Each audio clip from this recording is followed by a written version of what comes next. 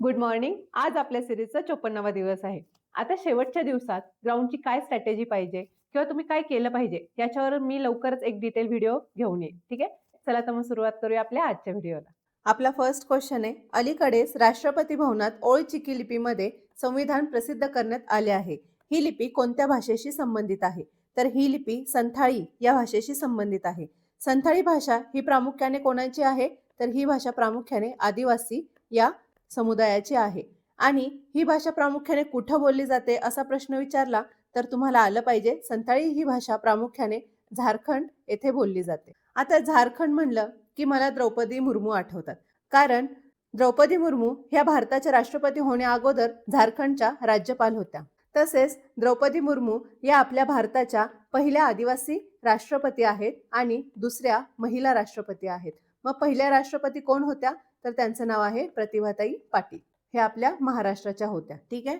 आता आपण संथाळी भाषेबद्दल बघूया. संथाळी भाषा ही प्रामुख्याने आदिवासी या समुदायाची आहे.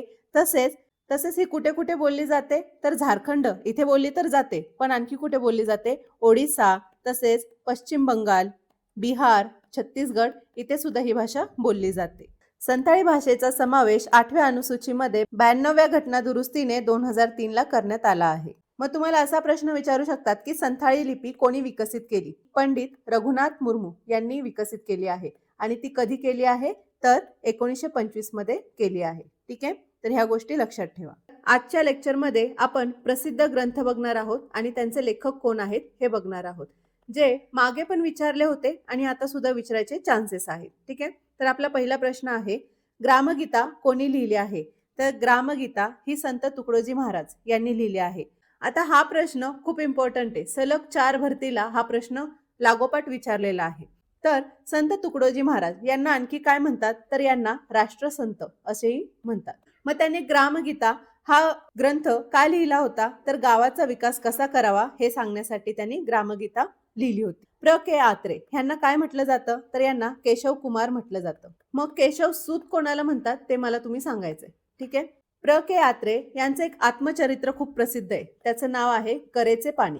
तुम्हाला जर विचारलं तर लक्षात ठेवा, प्र के आत्रे यांचं करेचे पाणी हे आत्मचरित्र प्रसिद्ध आहे. हे जोड्या लावामध्ये येऊ शकतं. पुढे राम गणेश गडकरी यांचं टोपण नाव काय आहे? गोविंदाग्रज.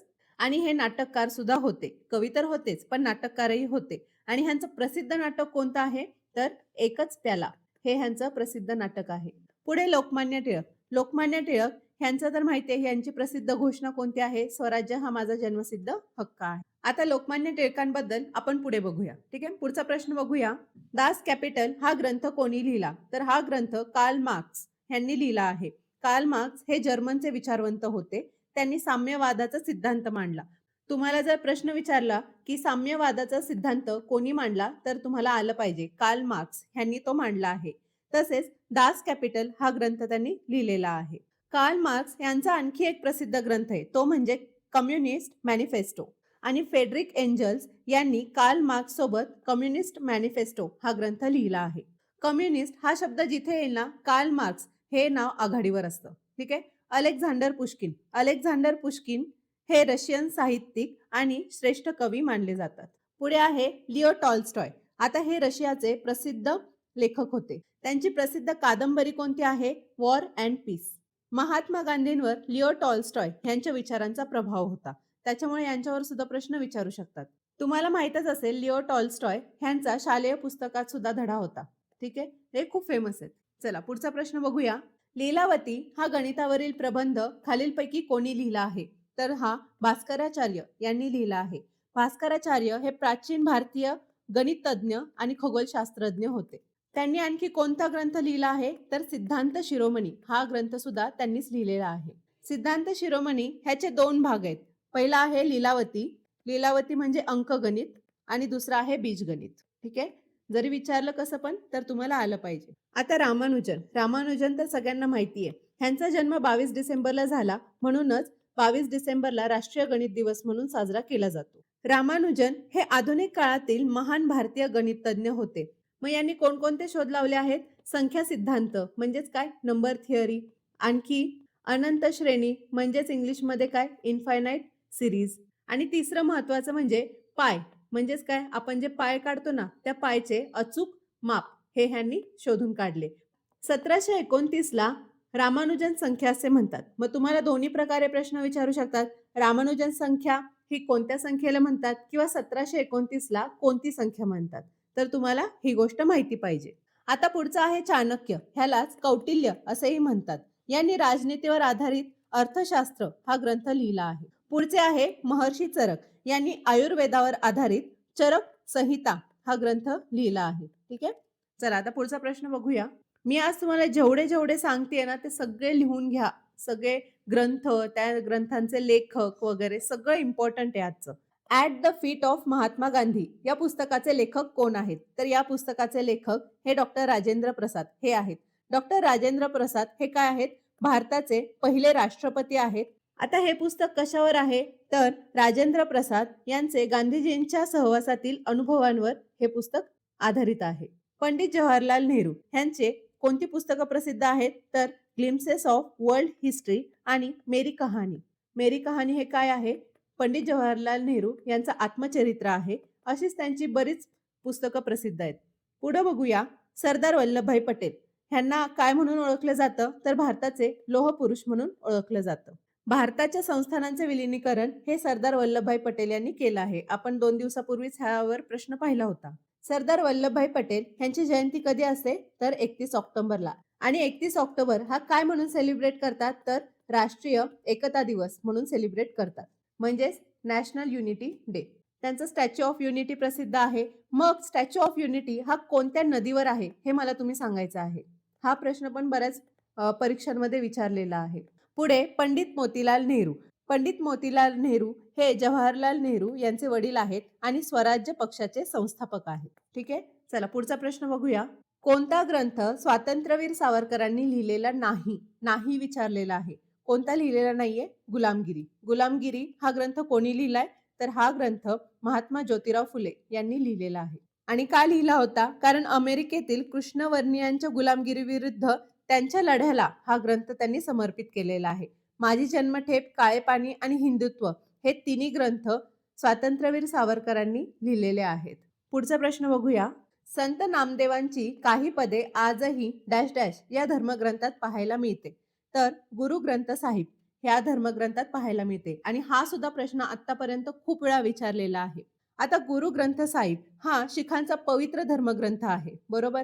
हे तर सर्वांना माहिती आहे. गुरु ग्रंथ साहिब या धर्मग्रंथामध्ये संत नामदेवांची 61 पदे म्हणजेच काय भजने समाविष्ट आहेत. आणि पंजाबमध्ये संत नामदेवांना बाबा नामदेव म्हणून ओळखले जाते. आता लीळाचरित्र. लीळाचरित्र हे कोणी लिहिले आहे? तर म्हाइंभट यांनी हे लिहिलेले आहे. आणि हा ग्रंथ महानुभाव पंथाचा ग्रंथ आहे. ज्ञानेश्वरी कोणी लिहिली आहे? तर ज्ञानेश्वरांनी लिहिली आहे. ज्ञानेश्वरीला आणखी नाव काय आहे? भावार्थ दीपिका. आणि दासबोध. दासबोध हा ग्रंथ कोणी लिहिला आहे? रामदास स्वामींनी लिहिलेला आहे. ठीक आहे. चला पुढचा प्रश्न बघूया. खालीलपैकी कोणते काव्य संस्कृत महाकवी कालिदास यांचे नाही? तर उत्तर आहे पंचतंत्र. पंचतंत्र हे विष्णू शर्मा यांनी लिहिलेले आहे.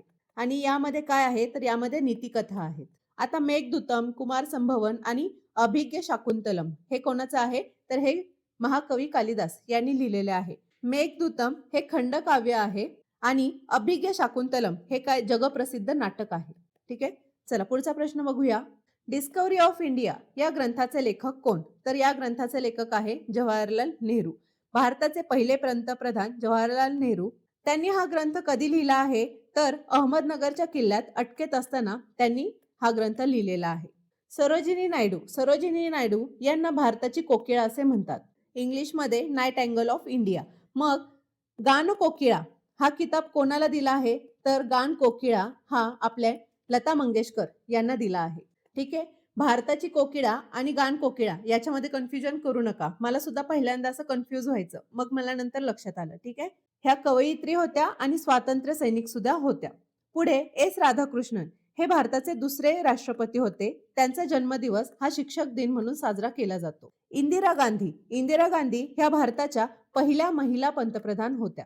आणि ह्यांचं कोणतं बुक प्रसिद्ध आहे? तर माय ट्रूथ हे त्यांचं बुक प्रसिद्ध आहे. ठीक आहे. चला पुढचा प्रश्न बघूया. 1857चे भारतीय स्वातंत्र्य समर हा ग्रंथ कोणी लिहिला आहे? तर हा ग्रंथ वि. दा. सावरकर यांनी लिहिला आहे. यांनी 1857च्या उठावाला पहिले भारतीय स्वातंत्र्य युद्ध असे संबोधून हा ग्रंथ लिहिला आहे. लोकमान्य बाळ गंगाधर टिळक यांनी मंडालेच्या तुरुंगात गीता रहस्य हा ग्रंथ लिहिला आहे.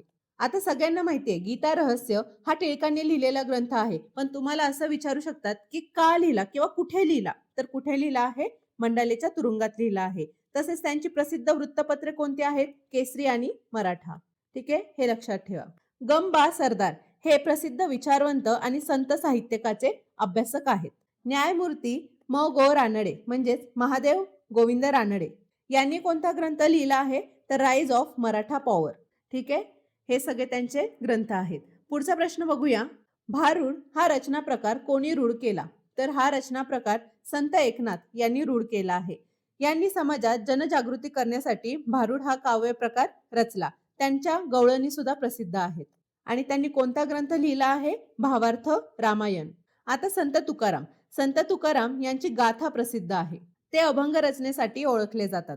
संत ज्ञानेश्वर आपण आताच पाहिलं, त्यांनी भावार्थ दीपिका किंवा ज्ञानेश्वरी हा ग्रंथ लिहिला आहे. तसेच त्यांचे आणखी काय प्रसिद्ध आहे? अमृत अनुभव, आणखी काय? पसायदान हे प्रसिद्ध आहे. संत नामदेव हे वारकरी संप्रदायाचा प्रचार करण्यासाठी पंजाब पर्यंत गेले होते, म्हणून त्यांची 61 भजने हे ग्रंथ साहिब मध्ये आढळतात. ठीक आहे, चला पुढचा प्रश्न बघूया. आता आपले मराठीचे प्रश्न सुरू झाले आहेत. तू नोकरीला लाग, नाहीतर आपली आर्थिक स्थिती ढासळेल यातील उभयान्वयी शब्द शोधा. आता ह्याच्यामध्ये उभयान्वयी शब्द काय असतो? जो 2 किंवा 2 पेक्षा अधिक वाक्यांना जोडतो.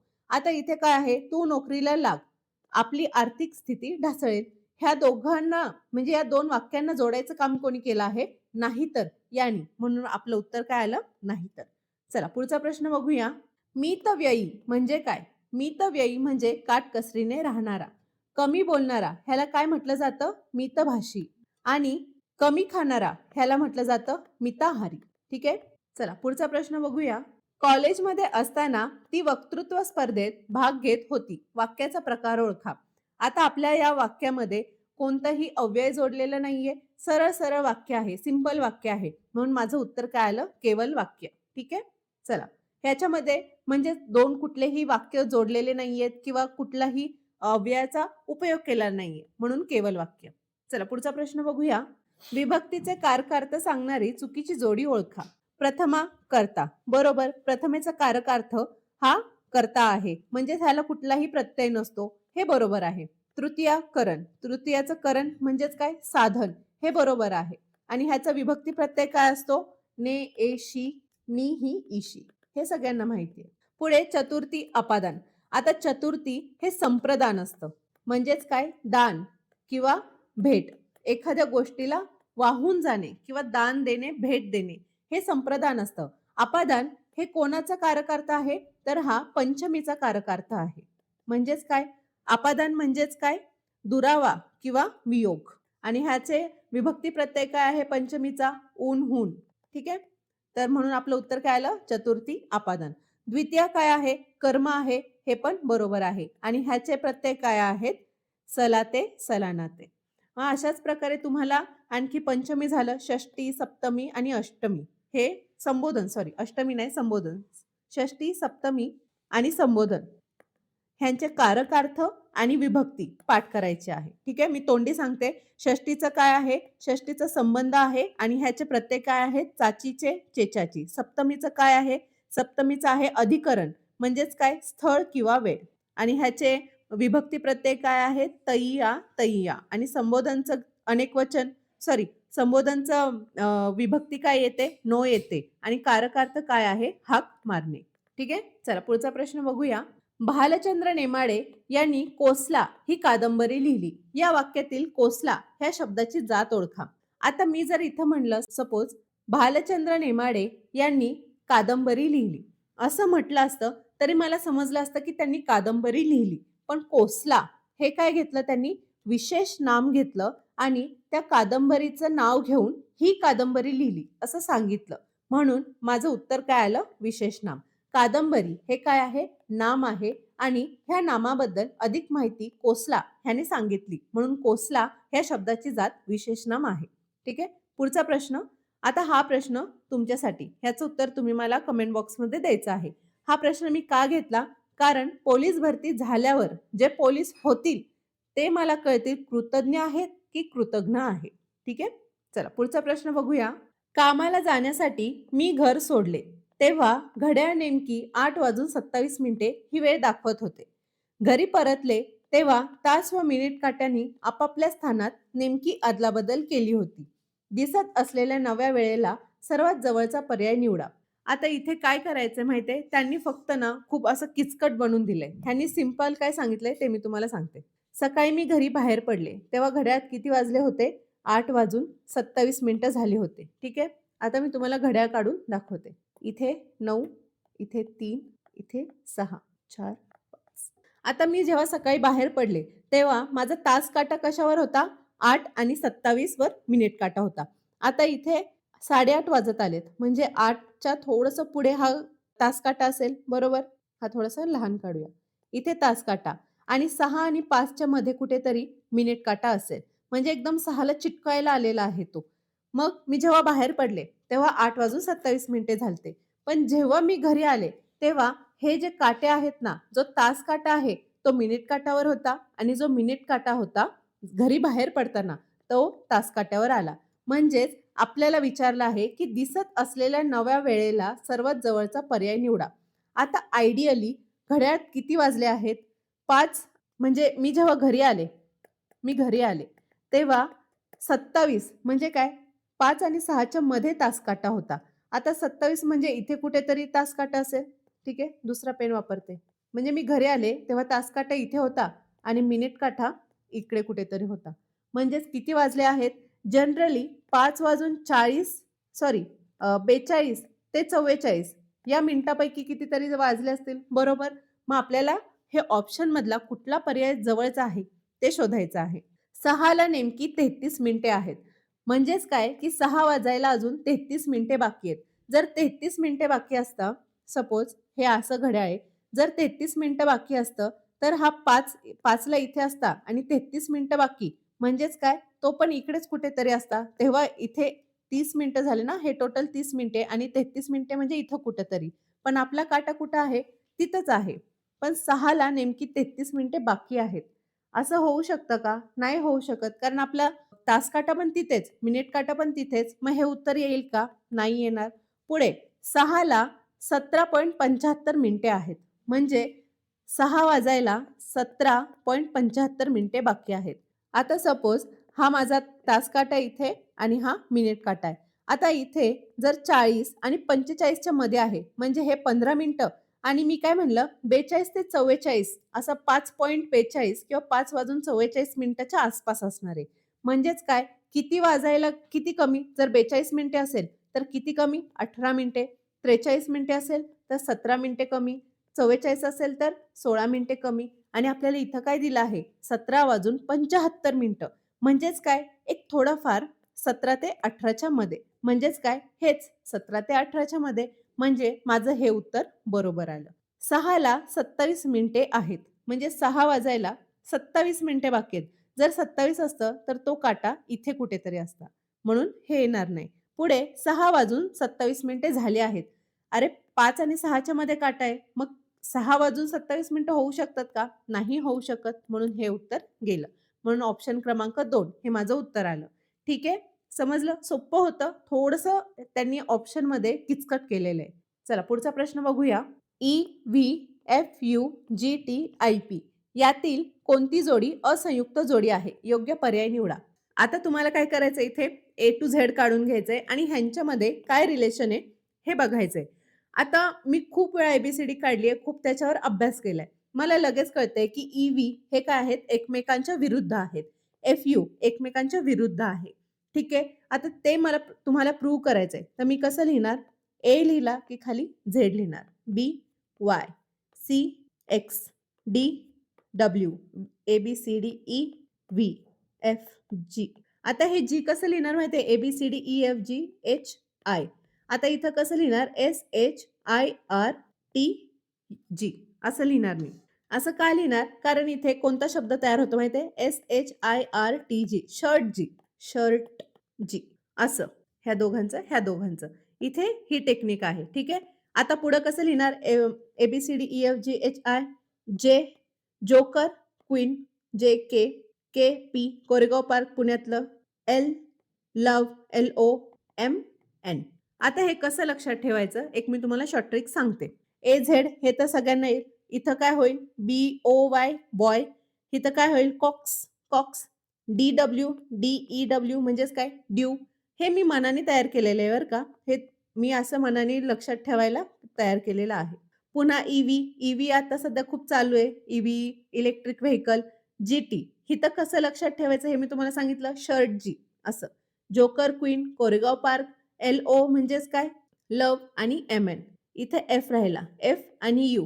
FU कसं लक्षात ठेवू शकता तुम्ही? फुल, फुल. फुलचं स्पेलिंग कसं होतं? FULL. मग हे FU काय आहे? फुल आहे. मग आता इथे बघा, EV हे एकमेकांच्या अपोजिट आहे. FU हे पण एकमेकांच्या अपोजिट आहे. GT G इथे आहे, T इथे आहे, म्हणजे एकमेकांच्या अपोजिट आहे. आणि IP आता इथं आयच्या विरुद्ध R आहे, म्हणून माझं उत्तर असंयुक्त जोडी कुठली आहे? IP. म्हणून माझं ऑप्शन क्रमांक D हे उत्तर आलं. ठीक आहे. 4 नंबरचं उत्तर चुकीचं आहे. चला पुढचा प्रश्न बघूया. एका रांगेत अमित 21व्या स्थानावर उभा आहे. ठीक आहे. एक रांग आहे. अमित 21व्या स्थानावर उभा आहे व राकेश त्याच्या मागे 5व्या स्थानावर उभा आहे. सपोज इथे 21व्या स्थानावर अमित उभा आहे आणि त्याच्या मागे 5व्या स्थानावर म्हणजेच काय 1, 2, 3, 4 आणि 5व्या स्थानावर कोण उभा आहे? राकेश उभा आहे. राकेश रांगेच्या मागून 10व्या स्थानावर आहे. म्हणजे ह्याच्या खाली आणखी किती जण आहेत? 9 आहेत आणि ह्याचा खालून 10वा नंबर आहे. तर खालीलपैकी योग्य विधान कोणते ते ओळखा. आता मी काय अगोदर काढते.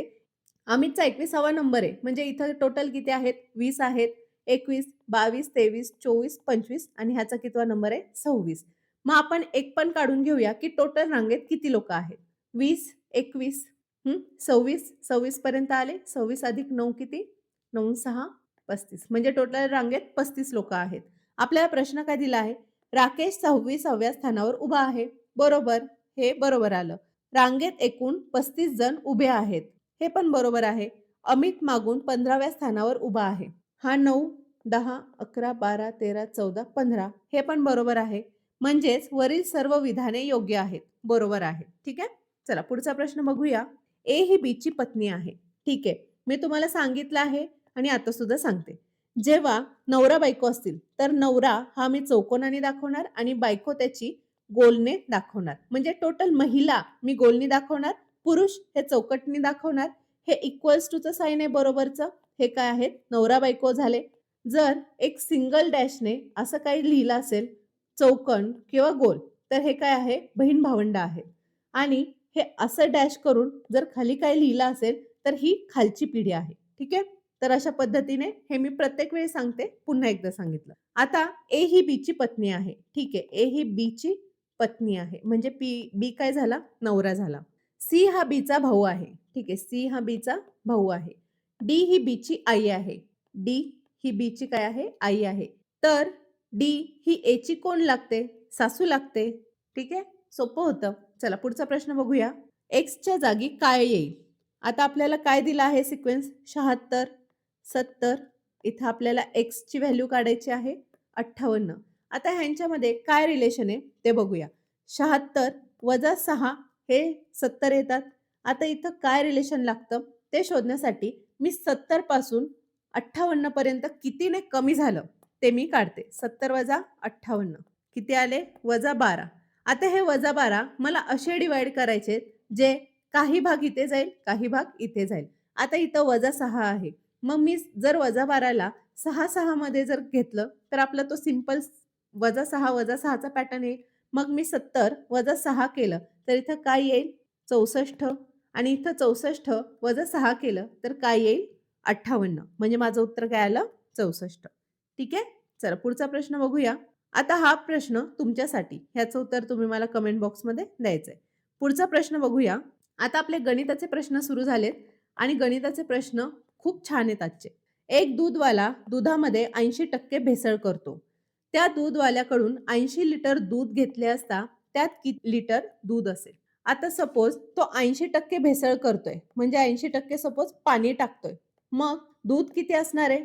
दूध तर हे किती राहतंय फक्त 20% दूध राहतंय. आता हे 1 लिटरमध्ये 20% दूध असेल, तर 80 लिटर दुधात म्हणजे 80 लिटर दूध घेतलं, तर त्याच्यात ॲक्चुअल किती लिटर दूध असेल, हे आपल्याला विचारलं आहे. मग हे कसं काढणार? 80 गुणिले 20%. कारण 1 लिटरमध्ये 20% दूध आहे आणि 80% पाणी आहे. तर मग 80 लिटरमध्ये 20% दुधाने टोटल किती दूध असेल हे आपल्याला मिळेल. एकदम सिंपल आहे. फक्त तुम्हाला लक्षात आलं पाहिजे. 8 दुने 16 म्हणजे मी 80 लिटर दूध घेतलं तर त्यामध्ये केवळ आणि केवळ 16 लिटर दूध आहे. म्हणून माझं उत्तर काय आलं? 16 लिटर. ठीक आहे? चला पुढचा प्रश्न बघूया. एका काटकोन त्रिकोणाचे क्षेत्रफळ 352 चौरस सेंटीमीटर आहे. त्याच्या काटकोन करणाऱ्या 2 बाजूपैकी एक बाजू 22 सेंटीमीटर तर दुसरी बाजू किती? आता तुम्हाला इथे काय माहिती पाहिजे? काटकोन त्रिकोणाचे क्षेत्रफळ. काटकोन त्रिकोणाचे क्षेत्रफळ काय आहे? 1/2 गुणिले पाया गुणिले उंची. आता आपल्याला क्षेत्रफळ तर ऑलरेडी दिलेलं आहे. किती आहे? 352. बरोबर. 1/2. आता पाया आणि उंची असं काही स्पेसिफिक दिलेलं नाही. आपल्याला फक्त सांगितलंय की बाजू दिली आहे. मग एक बाजू किती आहे? 22 आहे. आता दुसरी बाजू मी काय मानते? x मानते. आता आपल्याला काय करायचंय? सिंपल सॉल्व्ह करायचंय. इथे मी भाग घालवला. बेकबे, बेकबे. इथे 352 भागिले हे 11 काय होणार इथे? छेदात जाणार. बरोबर? x. 11 त्रिक 33, 11 दुने 22. म्हणजे x ची किंमत किती आली? 32 सेंटीमीटर. म्हणून ऑप्शन क्रमांक 4 हे माझं उत्तर आलं. चला पुढचा प्रश्न बघूया. 11वा सामना खेळताना फलंदाज 26 धावा काढून बाद झाला व त्यामुळे या मोसमातील त्याच्या धावांची सरासरी 15 ते 16 अशी वाढली. म्हणजे अगोदर 15 होती, नंतर 16 झाली. या मोसमात स्वतःची सरासरी 20 पर्यंत नेण्यासाठी त्याने या डावात जितक्या धावा काढणे आवश्यक होते ती संख्या दाखवणारा पर्याय निवडा. आता मी तुम्हाला हे एकदम सिम्प्लिफाईड फॉर्मॅटमध्ये सांगते. 10 इनिंग झाल्या होत्या. आता 11वी इनिंग चालू होती. 11व्या सामन्यात त्यांनी किती धावा काढल्या? 26 धावा काढल्या आणि तो बाद झाला.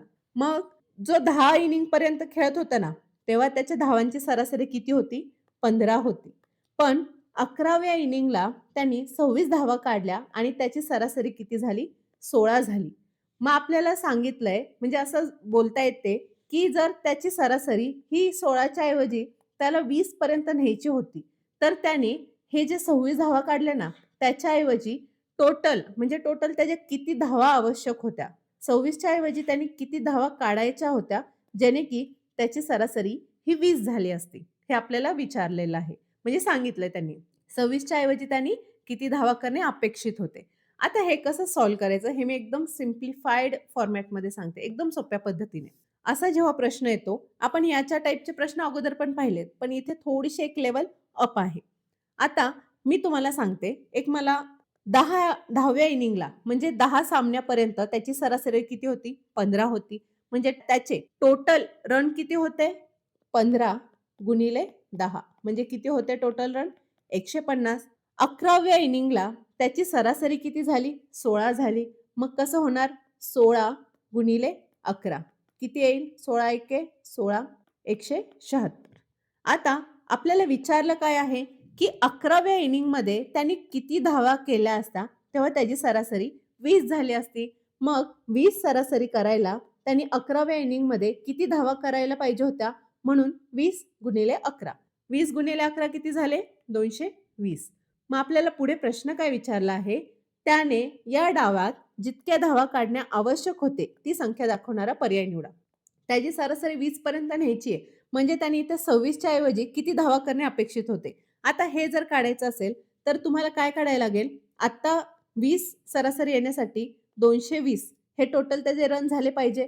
पण अगोदर 11व्या इनिंग अगोदर हे 26 रन काढायच्या अगोदर त्याचे टोटल रन किती होते? 150 होते. बरोबर? मग ह्यांची काय करायची? वजाबाकी करायची.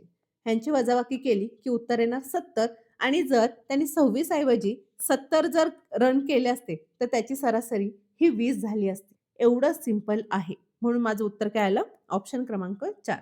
ठीक आहे, समजलं? फक्त इथं काय करायचंय? गुणाकार, टोटल बेरीज त्यांची, टोटल रन किती झाले आणि 10व्या इनिंगला त्यांनी किती रन केले आणि जर 20 सरासरी काढायची असेल, तर त्याला किती रन करणे अपेक्षित होते. चला पुढचा प्रश्न बघूया. एक व्यक्ती 9 दिवसात एखाद्या कामाचा 1/4 भाग पूर्ण करू शकते. बी ही व्यक्ती आहे 28 दिवसात त्याच कामाचा 203 भाग पूर्ण करू शकते. जर ए आणि बी दोघे मिळून काम केलं तर ते काम संपूर्ण काम किती दिवसात पूर्ण करतील? आता हे कसं सॉल्व्ह करायचं? ए काय करतंय? 9 दिवसात 1/4 एवढंच काम पूर्ण करतंय. म्हणजे त्याचं टोटल म्हणजे 1/4 काम पूर्ण करायला तो 9 दिवस लागतोय. मग जर पूर्ण एक काम करायचं आहे, तर त्याला किती दिवस लागतील? 9 चोक 36 दिवस. आणि बी हे 28 दिवसात किती काम करतोय फक्त? 203 काम करतोय. मग त्याला पूर्ण एक काम करण्यासाठी किती दिवस लागतील? मग कसं होणार? 28 गुणिले 3 भागिले 2 बरोबर किती? एक पूर्ण काम करायला किती दिवस लागतील? बेक बे, बेचोक 8, 14 दुने 28, 14 त्रिक 42. म्हणजे किती दिवस लागतील?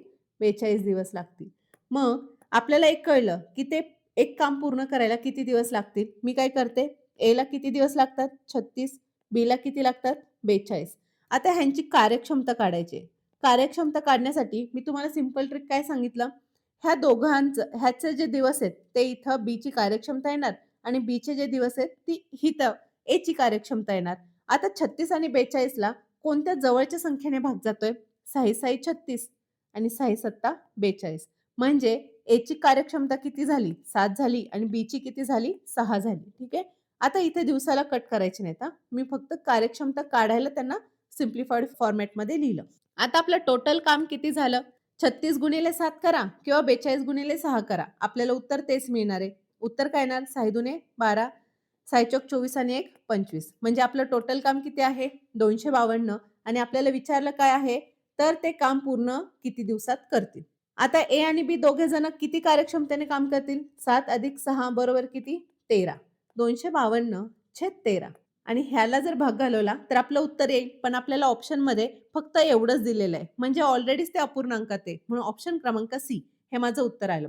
आता दुसरं, तुम्हाला जर एखाद्याला एवढं पापड नाही बेलायचे, मॅडम असं सांगा रामबाण उपाय, मला ऑप्शन बघता क्षणी उत्तर समजेल. तर तुम्हाला एक करायचंय. तुम्हाला इथपर्यंत तर काढावंच लागेल. ठीक आहे. एला किती दिवस लागतात? बीला किती दिवस लागतात? हे जर तुम्हाला कळलं, तर तुम्ही सिंपल काढणार. कसं काढणार? हे जे ऑप्शन मधले जे आहेत ना, ह्यांना 36 ने किंवा 42 ने 36 ने कोणाला भाग जातोय हे बघायचं. 36 ने कोणाला भाग जाऊ शकतो? 198 भागिले 36 ह्याला भाग जातोय का? 6 6 36, 6 त्रिक 18, 6 त्रिक 18. इथं भाग जातोय का? नाही जात. आता पुढे 252 भागिले 36, 6 6 36, 6 चोक 24, 6 दुने 12, 6 सत्ता 42. ह्याला भाग गेला म्हणजे हे उत्तर आलं. पुन्हा 262 ला करायचं असेल तर करू शकता. पण एखादं हुशार असेल तर ते म्हणाल 262 252 ला 36 ने भाग जातोय, तर त्याच्या पुढे 36 मिळवल्यावर 262 येतच नाही. ते तर 10च अंकी लांब आहे. समजलं? असं सोप्या पद्धतीने पण तुम्ही काढू शकता. पुढचा प्रश्न बघूया. आता पुढचा प्रश्न आहे समीकरणाचा. मी जे हे समीकरण आहे ते लिहून घेते. वर्गमुळात 196 गुणिले वर्गमुळात 144 गुणिले 20% गुणिले 500. ऑफ म्हणजे काय माहितीये ना? गुणिले बरोबर x अधिक 1256. 196 हा कोणाचा वर्गमूळ आहे? 196 हा 14चा वर्ग आहे. मग हा वर्गमुळाच्या बाहेर आल्यावर कसा होणार? 14. 144 हा कोणाचा वर्ग आहे? 12चा आहे. गुणिले 20चे 100 गुणिले 500. आता मी इथे पण डायरेक्ट कट करू शकते, पण एक लिहिलं मी समोर. ठीक आहे. x plus 1256. पुढे काय होणार? ह्याला मी भाग घालवला. 14 गुणिले 12 किती? 14 दुने 28, 14 एक 14, 15 16. 168 गुणिले 5 दुने 10 आणि 1 0 बरोबर x प्लस 1256. 168 गुणिले 100 किती? 16,800 वजा 1256. हे जे 1256 आहे ते इकडे गेलं काय होणार? वजा होणार आणि बरोबर किती? x. सिंपल काय? वजाबाकी करायचे. 10तून 6 गेले 4. आता ऑप्शनमध्ये शेवटी 4 कुठे आहे? फक्त इथे आहे. पण इथं आणखी काय आहे? नन ऑफ दिस. आता नन ऑफ दिस आहे म्हणून मला हे पूर्ण सॉल्व्ह करायला लागणार. हातचा आला 1, 10तून 6 गेले 4, हातचा आला 1, 8तून 3 गेले 5, 544 पर्यंत आपण आलो आहोत. पण तरी पण पुढे जाऊया. 6तून 2 गेले, नाही 6तून 2 नाही जाणार कारण इथे 8 आहे. 6तून 1 गेला 5 आणि 1 हात. म्हणजे किती आलं? 15,544. ऑप्शन क्रमांक 1 हे माझं उत्तर आलं. पुढचा प्रश्न तुमच्यासाठी याचं उत्तर तुम्ही मला कमेंट बॉक्समध्ये द्यायचं आहे. भेटूया उद्याच्या व्हिडिओमध्ये.